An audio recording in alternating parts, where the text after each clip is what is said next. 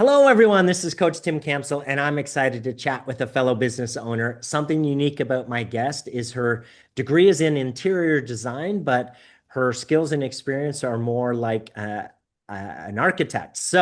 We'll have her tell us a little bit more about that. To recharge, she enjoys the sun and painting, and she's most proud of the firm that she has built and has been successful for the past 20 years. It's my pleasure to welcome Heather to the show today.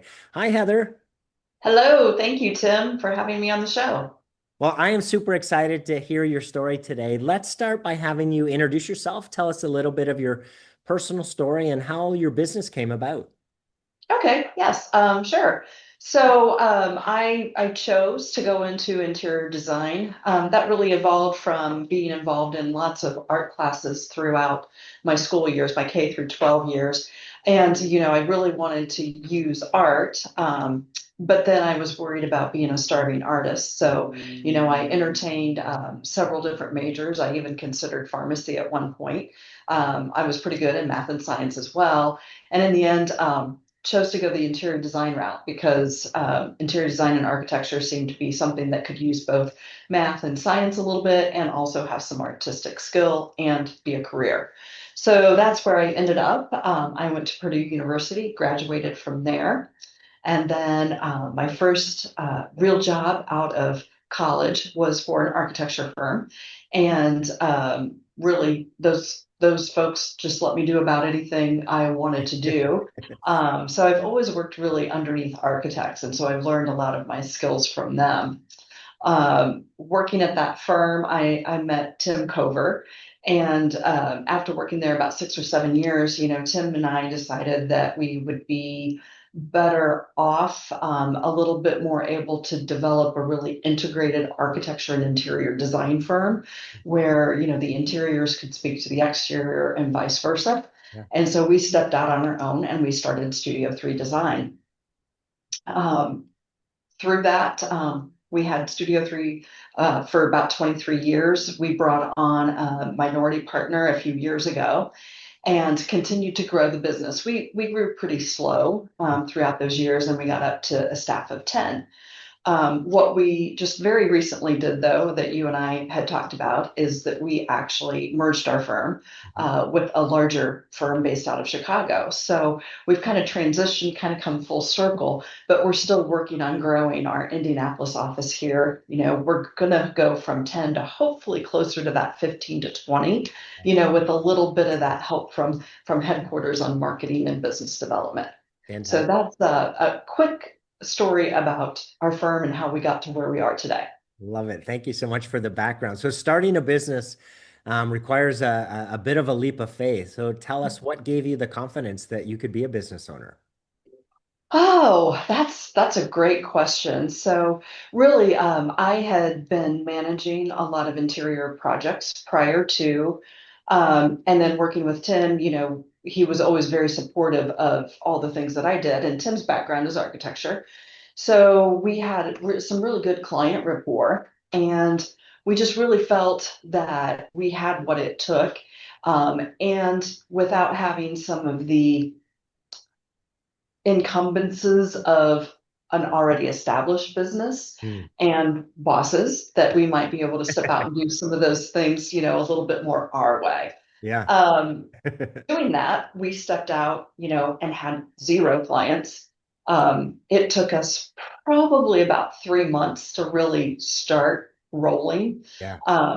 I kind of joke that 3 months was a really good diet plan. You leave a paying job, you start a business, and you don't get paid for 3 months. Yes. You really Yes. you really take on a lot of nerves there. But we were able to land a couple things to get us going. I actually helped out a furniture dealership at the time and helped them establish some AutoCAD standards and some file structure things, just since they hadn't really worked Hmm. in that environment. So that helped us a little bit. And then we got a job. I'm not quite sure how we landed this. I think we called everybody that we knew, and somebody that knew somebody that knew somebody that wanted us to quit calling them found a good contact for us. But we documented a lot of the warehouses around Indianapolis. There was a group that owned, something like 1 million square feet of warehouse space and didn't have any plans of Okay. most of them. Yeah. So we did that, and then eventually we came back around and we got a emergency department expansion down at Riley Hospital. So that was really awesome. I think we got that within 6 months, and we That's were able to do nice. new construction, add on to part of what was kind of a historic building and all of that, and then Yeah. do greater good with healthcare for children. So. Love it. Love it. Yeah. So tell us a little bit more about the company. Say the name. What do you guys do? How do you help people? Okay. So our firm name is Studio 3 Design Incorporated. We help people by really understanding their needs. That may be for a variety of businesses. We do all commercial work. We don't do any residential design work. Our main market segments are in healthcare and multifamily housing, but Mhm. we also do work in corporate. We do some hospitality work, hotels, and movie theaters of that nature. And really, when we sit down with clients that have a construction project, a renovation project, a new build, we really like to understand their business first. I think that's one of the best benefits and kind of one of those perks with our business is we really get to understand Yeah. the details of what other people's business is. And we really have to understand that to be able to design the space effectively for them, make Yes. sure they have the right amount of space, they Mm, have the right adjacencies, and that they can function better. So, how we really help people is boiling down to get to that. What is it that they need? mm, How do we achieve it? How do we make them be able to work better and more efficiently? yeah. So we know that success in businesses uh, i- that isn't linear. So that successful businesses get stuck at various stages of their growth. So tell us, Heather, what's been your biggest challenge that you've had, and how did you work through it? Well, I think one of our ongoing challenges, I don't know if it's always been the biggest, but ongoing for us as a small business has been staffing, Mm, attracting that talent, yeah. keeping that talent. Um, a lot of those students graduating from architecture school or design school come out and they have this mindset that they need to go work for a big firm, they need to go work for Sure. that 100-person firm. And Yeah. that's great, but sometimes you actually get more well-rounded experience at a small firm because there are fires to put out every day and you have limited people to put those fires out. So you get to Sure. experience a lot of different things. Yeah. I had that benefit too. When I first got out of school, the first firm I worked for was small. I think it was under 15. And those I say guys because I think all the architects were guys. They let me do anything I was willing to try to do. They didn't hold me back because the only person holding me back was me. Yeah. So, Sure. staffing is kind of tough when you're looking for that talent and you're a firm of 10 and you Mhm. you don't have the big grandiose projects. You Yeah. probably don't have the best benefit package. You probably don't have the highest pay scales. So Sure. that's, I think, a safe thing to say. Staffing and Yeah. talent is one And of so those hard things. how have you worked through that? Well, we were through that. Great question. Sometimes you feel like you got it nailed, and sometimes you don't. Yeah. Well, one of the things we did is anybody that currently worked for us that would bring us a candidate that we hired successfully, we did a sign-on bonus. Okay. Yeah. That didn't help as much as I thought it would, to be honest with you. We used headhunters. Hmm. That can work, but a headhunter doesn't always know Yeah. who a good candidate is or how good the fit's really going to be either. Yep. Um, so we had that. We've word of mouth through the Hmm. industry. Sometimes, people will say, I interviewed this person, but I really can't hire him right now, but hey, you might be Yeah. interested. So Yeah. that's where even your peers sometimes can give Yes. you leads and give you potential advice that's worthwhile. And our industry is really pretty small, and we have a lot of architects and designers here in Indianapolis, but just about everybody knows everybody Yeah. else. Yeah. So Fair enough. sometimes get some Yes. good leads from there. Yes. Well, recruiting is no different than any other type of marketing, right? Like if we want more customers, we have to market. If we want more Mhm. employees, we have to market. And I like that you gave a few different examples because that's what we would suggest as well is, don't put all your eggs in one basket. You've got to Right. test and measure different ways of attracting great staff, and whether that's through existing staff referrals or, the headhunters, as you mentioned, or the job boards or right, Mhm. friends and family. It's a matter of it's just always being on and continuing Yeah. to put the message out there. And the the thing that I just had this conversation with a client earlier today is it's better to be always on. It doesn't mean you have to always be hiring, but always be marketing for potential employees because you never know when that, perfect person's going to come across the desk and in most cases you're going to make room for that, the person who fits Right. the culture and is going to be able to add value right away. So yeah, I appreciate you sharing that because like I said, like the right having a successful business isn't linear. There's always some ups and downs. So in that same vein, we know that continuous learning is important in terms of success in business. So what's been your biggest learning throughout the years, Heather, in terms of running a successful business? Well, I think the biggest learning is, you kind of set me up for my answer to that question is really always being prepared to change and Mm, to recognize when you need to pivot, mm, or when you need to, maintain and push forward. And, that answer isn't always the same. hmm. And it can vary a lot. Being able to recognize that Yeah, and to either make that change or to continue that push forward before it's too late. yeah. So, sometimes if things, like you said, just aren't working, you need to try something different. Mhm. And being cognizant of that and being willing to self-evaluate and decide when you need to make some of those adjustments. Yes. You kind of have to evaluate on a pretty regular basis. Mhm. You don't want to be stale, you don't want to be stagnant. Yes. Yeah. I think COVID was a good wake up call to folks about the not pivoting fast enough or, waiting too long. I remember folks saying, "Hey, this is just going to be a couple of weeks. I'm just going to wait it out." And unfortunately, that was not the case. And right, the people No. who waited it out are still waiting. And those who quickly pivoted, right, ended up taking advantage of the opportunity. Okay, I'll have to give you that. I've been saying the only good thing that came out of COVID was all of us learning that we could do meetings over video. Okay, so now, I'll say there are two things. It forced us to learn to change quickly. I love it. Thank you.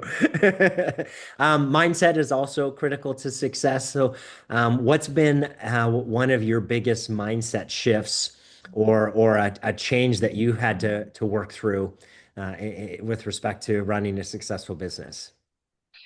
Well, honestly, that mindset change is part of what our recent change was really all about. I never had an intention of selling out and merging with a large firm, that they're not an 800, it's the company is Leggett Architects. They're not an 800-pound gorilla necessarily. But they're a lot larger than our 10. Yeah.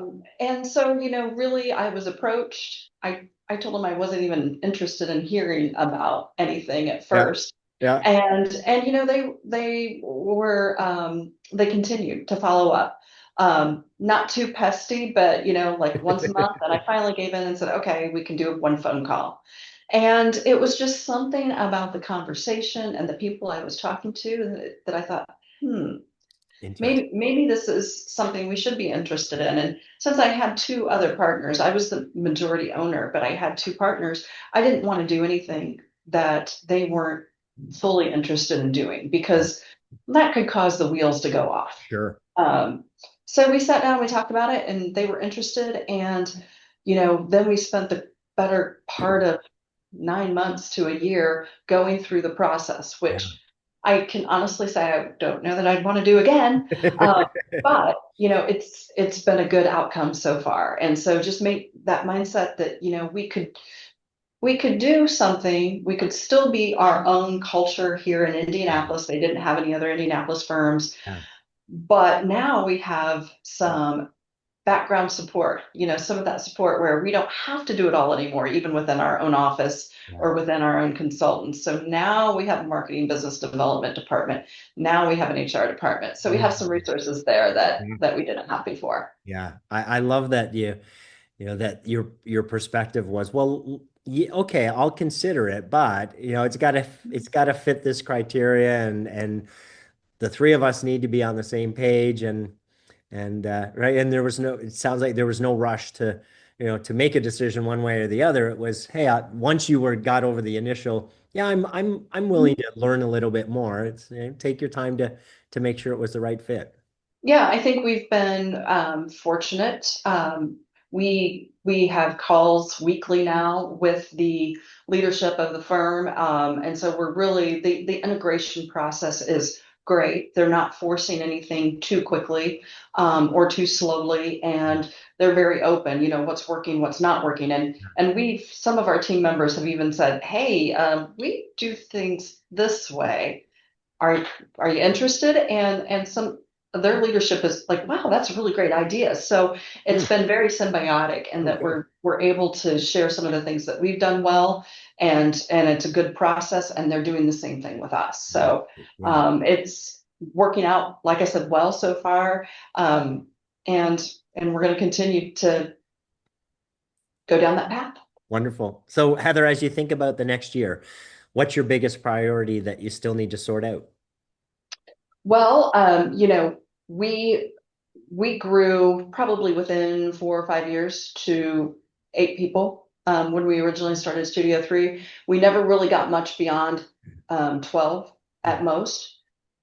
So that goal is still out there to grow this Indianapolis office. Uh-huh. Let's get it to 15. That means we need to grow our market segments. That means we need to get more clients. We need to get more projects so that we can Yeah. feed those mouths out of the indie office. So, none of that has really changed. I think we've got some support structure in place that's going to help us maybe get there. Yeah, Um, that's fantastic. Yeah. So why to, is that growth important to you? well, we don't want to be huge. We Hmm. never wanted to be huge. When we started out, we said no more than 20 because that's a group that you can feed and it's not too many mouths to feed. And Leggett as a whole really kind of thinks the same thing about each one of their studios. They have now with us 7 studios, and none of their studios are more than 20. Okay. And some of them are 8, and some of them are 10. And Yeah. I think it's just more that achievement, Uh-huh. getting a few more, just getting a little bit more robust, um, getting that name out there a little bit more, taking a little bit more of the pie. Yeah, wonderful. Yeah, I like that that you had this aspiration of, well, it's sort of a prove to myself thing, right? Of I just want to reach Oh, this goal. Yeah. Yeah, that's yeah. awesome. You I mean, I think most people starting a business, it's a little bit about that success and self-preservation and growth and hey, I'm here, I've done it. yeah. So we know success doesn't happen in isolation. Self-made is a myth is true. So who are the three people who helped the most with your business's success, and specifically, how did they help you? Okay. Well, I'm going to cheat because I really couldn't narrow it down to three. So I've really got 4 people I'd like to mention. I'm going to say, honestly, my one of my bosses from the first firm that I worked with, Craig Rapp, was an excellent mentor. I really call him a true mentor. I probably have 5 or 6, but I'll try to keep it contained here. He was excellent at encouraging, and a lot of times he was more like a friend than a boss. But when he had to lay down the hammer, he did. But he handled it so well, and there were just so many things that he taught me. From architecture, how to run projects, how to deal with contractors, all of that stuff. So I have to mention Craig. I'll slide in Mark Bodie a little bit with that too, because he was a boss at the previous firm as well, and he was a great mentor. Tim Cover, my current business partner that we just transitioned with, I worked at that firm as well. And, Tim and I stepped out and he's always had my back. Hmm. He's always been willing to step in and help in any way, whatever was needed. We worked late together as needed, to get the job done, to get the projects done, Yeah. just helping each other out. I am going to mention my current CEO, Jeff Sandberg, just because over the course of the last 9 months to 12 months, I've just been really impressed with meeting him. He's incredibly kind and heartfelt. I kind of wonder sometimes, how can these people be that nice all the time? And he hasn't turned it off yet. So I think it's absolutely authentic. And he doesn't sweat the small things. He really evaluates what's worthwhile and what's important, and what the greater good, and greater scheme of things really is. So I have to mention him on that. And then, and I hate to say it that these are all men, but I'm going to also mention my husband because, as much as I said Tim always had my back, my husband supported me 150% Yeah. faith. When I quit a paying job and then didn't get paid for a long time, he did not say a word. It wasn't until about 10 years later he admitted to how Yeah. nervous he was about us starting this firm. So, I have to give him credit, and he's just he has more faith in me than I do sometimes, of course. I love it. And what's your husband's name? My husband's name is Mike. Mike. Awesome. Well, Mike, it's awesome that you are there as such a rock and support for Heather and her journey. Absolutely. So Heather, what advice, you just mentioned a number of mentors. So what advice do you have for business owners who are feeling stuck and they're trying to figure it all out on their own? Well, I think we've already alluded to that. You're never going to do it all on your own. The number of Renaissance people that are out there that can do it all and do it really well, very few and far between. Let's not kid ourselves. Most of us are not that. Yeah. Um, accept help. Ask for help. And I know sometimes that's hard to do. I have a really awful time doing it myself. But friends, family, coworkers, vendors that you do have, ask. You just never know. Yeah. We found the attorney that we still use today. We found by asking our IT guy, like, oh, we don't really like this group we've got, and they're really expensive and they're huge, and we don't need that. When we asked our IT vendor, and he said, "Oh, I love my attorney. Here's his Hmm. name and number." So you never know Yeah. where resources could possibly come from. And obviously, excuse me, friends and family, if you say, be honest, you don't have to say, like, oh, this is terrible, but hey, I'm struggling a little bit here. Do you know anyone? Yeah. Sometimes they may know someone that knows someone that knows someone. Excuse me.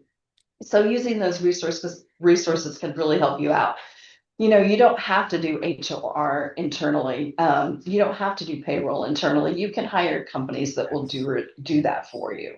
Yes. And in fact, that's one of the things that we counsel our clients on is not only do you not have to, but you shouldn't, because these external experts can do in 5 minutes what would take you 2 hours, and your time is much better spent on the areas of your expertise and delegate and outsource the stuff that you're not good at. And in the beginning, yes, we have to do it all because, like you said, right, 3 months without a paycheck, right, kind of you have to do everything. But once the money starts coming in, get all that stuff off your plate so that as the owner, you're focusing on the strategy and direction and taking care of the team.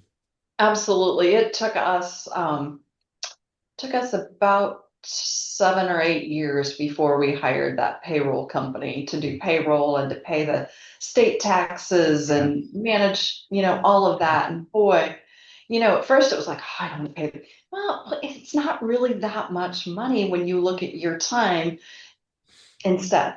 And then they're doing it and they're filing everything on time, and you don't have that headache. You Yes. don't wake up thinking, oh, did I pay those quarterly Yes, taxes? right.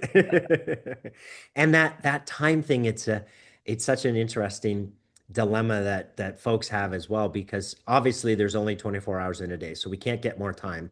Yet, um, generally speaking, we all have things on our daily activities that are well below our pay grade, right? So, if we're worth $100 an hour, we are all doing a bunch of $25 an hour tasks that should be delegated, outsourced, or something, Mhm. right?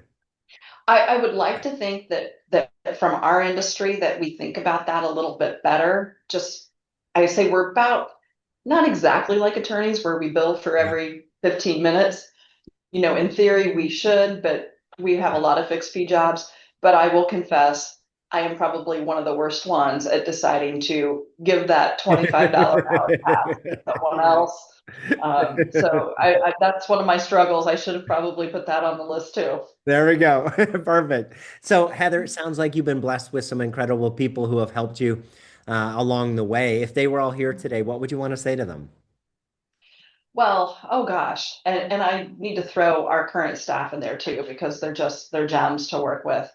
Um, again, I couldn't have done any of this without all of these people involved in my life, helping me out, either giving me advice or pointers, telling me what I've done well, what I haven't done well. Definitely those things are out there. I think honestly, it's just a heartfelt thank you. Thank you for being a part of it all and for contributing. Awesome. Heather, it's been a pleasure speaking with you today. Thanks for being on the show. Thank you, Tim. Wonderful. For those listening, if any of the topics we discussed today are things that you're navigating through, you don't have to do it alone. As Heather mentioned, there's lots of resources to get help from, and one that we offer is a 2-week training and coaching trial to get an outside perspective and guidance in your business. So check out the link in the description if that's something that would benefit you. It's been a pleasure. Take care, everyone. Talk soon.